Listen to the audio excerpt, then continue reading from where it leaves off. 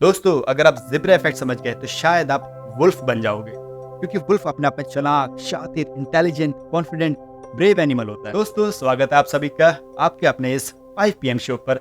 मैं आपका होस्ट और दोस्त हैदर अली। तो चलिए दोस्तों, जानते हैं आज के इस एपिसोड में कि ज़ेब्रा इफेक्ट क्या है। ज़ेब्रा इफेक्ट हमें ये समझाता है कि जो लोग भीड़ का हिस्सा हैं उसमें से हम अलग क्यों नहीं हो पाते, हम अपनी अलग पहचान क्यों नहीं बना पाते, हम स्टैंड आउट क्यों नहीं कर पाते। साइंटिस्ट एक बार ज़ेब्रास के ऊपर स्टडी कर रहे थे, तो उन्हें स्टडी करने में बहुत ज़्यादा दिक्कत आ रही थी, क्योंकि जिस भी पर्टिकुलर ज़ेब्रा की वो स्टडी कर रहे थे, जब वो अपने झुंड में जाता था तो वो गुम हो जाता था। साइंटिस्ट को पता नहीं चलता था कि हमारा ज़ेब्रा कौन सा है।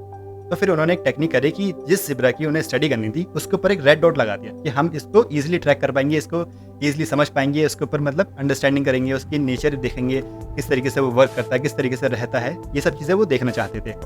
लेकिन उन्हें एक बहुत शॉकिंग चीज़ पता चली, और शॉकिंग चीज़ उन्होंने देखी कि विद इन टाइम उनको पता ही नहीं चला कि शेर ने उसका कब शिकार कर कि ज़ेब्रास के ऊपर जो रेड डॉट लगाया था वो ट्रैक डाउन करने के लिए, टारगेट करने के लिए लगाया था, ताकि साइंटिस्ट उसको ईजिली टारगेट कर सके। लेकिन ये भूल गए कि शेर ने भी उस ज़ेब्रा को ईजिली टारगेट कर। दोस्तों, साइंटिस्ट को एक चीज़ रियलाइज हुई कि ज़ेब्रास के ऊपर जो ब्लैक कलर की स्ट्राइप्स होती हैं वो फालतू की नहीं है। नेचर कोई भी चीज़ फालतू की नहीं देती है, वो उनके ऊपर इसलिए है क्योंकि वो उनका डिफेंसिव मैकेनिज्म है, वो उनका बचने का तरीका है दूसरे बड़े बड़े जानवरों से। इस दुनिया में, इस नेचर ने सारे जानवरों को अलग अलग तरीके से डिफेंसिव मैकेनिज्म दिया, हर अलग अलग जानवर को अपने बचने का तरीका दिया है। अगर मैं फ्रॉग की बात करता हूँ, आपको लगता होगा कि फ्रॉग कैसे बचाता होगा अपने आप को, वो तो छोटा सा है।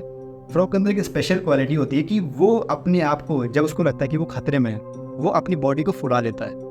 जैसे सांप आएगा उसके पास, उसको निकलने में बहुत दिक्कत आती है, इतना वो अपने आप को फुला लेता है। जो बड़ी बड़ी बर्ड्स होती है जो फ्रॉग को एक बार में खा जाती हैं, तो फ्रॉग अपने आप को इतना बड़ा कर लेता है कि वो उनके मुंह में जा ही नहीं पाता है। ये भी फायदा होता है फ्रॉग को अपने आप को बड़ा करने से कि अगर मान लीजिए कोई सांप उसका पीछा कर रहा है तो वो किसी चीज़ में छुप जाता है, तो उसे बाहर निकालना बहुत मुश्किल होता है। तो ये है फ्रॉग का डिफेंसिव मैकेनिज्म। हम बात करते हैं सांप की। अगर सांप के अंदर से हम लोग जहर निकाल देना तो हमारे घर के लोग उसको रस्सी बना के उस पर कपड़े टांग देंगे। एक होती है लायन फिश पानी में तैरती है, जाहिर सी बात है। उसका डिफेंसिव मैकेनिज्म एक्शन ये है कि वो आराम से पहले टहलेगी, आराम से घूमेगी, लेकिन जब उसको लगता है कि उसको कोई खतरा है तो वो अपने स्पाइंस निकालती है। पता नहीं, मतलब दिखता नहीं है सामने से क्या है वो, लेकिन उसके स्पाइंस होते हैं, उसके अंदर जहर होता है। जो भी उसके आसपास कोई जाता है तो उसको अंधा कर देती है। हर जानवर का अलग डिफेंसिव मैकेनिज्म। दोस्तों, अब हम बात करते हैं कछुए की। देखिए, कछुए की तो आपको पता है कि वो छोटा सा होता है, उसको कोई भी खा जाएगा, कोई भी मार देगा। लेकिन नेचर ने उसको बचने का तरीका क्या दिया है, उसके ऊपर एक शील्ड दी है, बहुत स्ट्रांग होती है, जो किसी भी जानवर के लिए तोड़ना नेक्स्ट टू इम्पॉसिबल है। जब कछुए की बात हुई, अब खरगोश की बात कर लेते हैं। खरगोश का अपने आप को बचने का तरीका क्या है, उसके पास है स्पीड, पेस है उसके पास, छोटा सा है, वो बहुत तेज भागता है, किसी के हाथ नहीं आता। अब देखिए, खरगोश की और कछुए की बात हुई है तो उनकी रेस की भी बात कर लेते हैं। अब मुझे नहीं पता कि उन दोनों की रेस हुई थी कि खरगोश बहुत जल्दी भागा, बहुत तेज भागता था और एंड टाइम पे सो गया, और कछुआ धीरे धीरे करते खरगोश को हरा के रेस जीत गया। देखिए, मुझे नहीं पता कि इनकी रेस हुई थी, मुझे नहीं पता खरगोश सोया था या नहीं सोया था, क्योंकि उस टाइम पे मैं खुद सो रहा था। लेकिन मुझे नहीं पता कि slow and steady wins the race. मुझे सिर्फ एक चीज़ पता है कि sleeps makes you feel great. दोस्त, मैं आपको एक बात कहना चाहता हूँ कि अगर आपकी इंटेंशन साफ है, आपकी नीयत अच्छी है, कोई हेट नहीं है, कोई जेलसी नहीं है, और आप कुछ अलग सोचते हो, कुछ अलग कदम उठाते हो, तो याद रखना, ये भीड़ आपको अपनी तरफ खींचेगी और आपका शिकार करेगी। इस चीज़ को ज़रूर याद रख, ये भीड़ आपको अपनी तरफ ज़रूर खींचेगी कि तुम हमसे अलग क्यों जा रहे हो, क्यों कदम उठा रहे हो, क्यों सोच रहे हो, हमारी ही भीड़ में आओ ना, हमारा ही पार्ट बनो।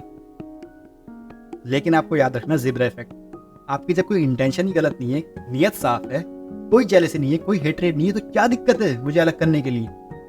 जब किसी का कुछ नुकसान नहीं हो रहा तो मुझे नया सोचने में क्या दिक्कत है? बस ये चीज़ आपको याद रखनी है ज़ेब्रा इफेक्ट के बारे में, कि अगर आप कुछ भी सोचोगे नया तो आपका शिकार होगा, आपको शिकारियों को फेस करना पड़ेगा और शिकारियों को हराना भी पड़ेगा।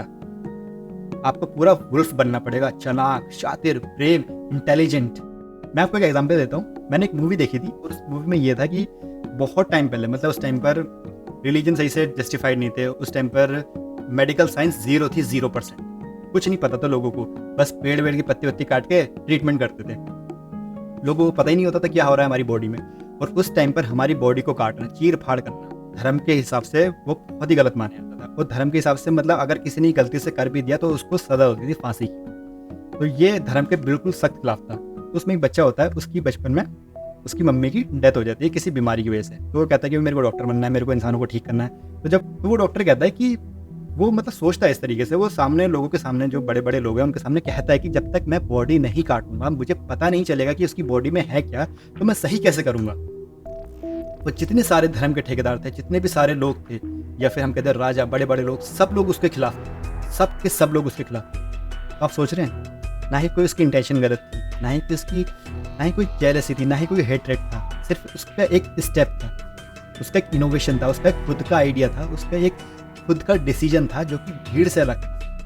सेम वही हुआ दोस्तों जो मैंने आपको बताया था, अगर आप भीड़ का हिस्सा नहीं रहोगे तो भीड़ आपको कहीं का हिस्सा नहीं रहने देगी। तो उसने उसको जाके बोल दिया, भीड़ ने, बहुत सारे लोगों ने बोल दिया, अगर आपने किसी की भी बॉडी काटी तो आपको जान से मार दिया जाएगा, आपको फांसी की सज़ा होगी, क्योंकि ये धर्म के खिलाफ है। अगर वो इंसान पहली बार बॉडी नहीं काटे तो शायद जिस मुकाम पर आज मेडिकल साइंस है वहाँ पर नहीं होती। इस दुनिया में जिसने भी अपने आप को स्टैंड आउट करा है, भीड़ ने उसको दबाया। चाहे हम बात करें सोक्रेटिस की, डार्विन की, टेस्ला की, गैलीलियो की, इन्होंने अपने थॉट्स लेकर आए, अपने आइडियाज़ लेकर आए, लेकिन जीते जी ये कभी भी खुश नहीं रहे। शायद मैं ज़ेब्रा इफेक्ट को आपको सही तरीके से समझा पाया हूँ, और इसको अपनी लाइफ में इम्प्लीमेंट करें। और आप इस चीज़ का याद रखें कि भीड़ का हिस्सा आप नहीं बनना चाहते तो भीड़ के खिलाफ अपनी तैयारी अभी से शुरू कर दो। बाकी मिलते हैं नेक्स्ट वीडियो पे।